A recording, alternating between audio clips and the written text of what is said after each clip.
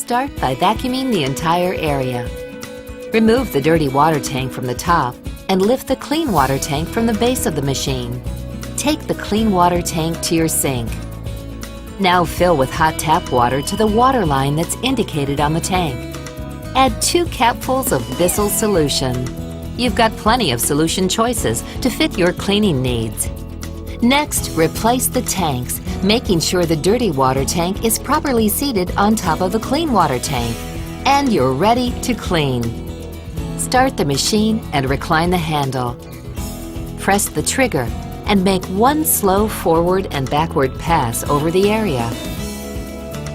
Release the trigger and make 1 slow forward and backward pass over the same area to suction up additional dirty water from the carpet.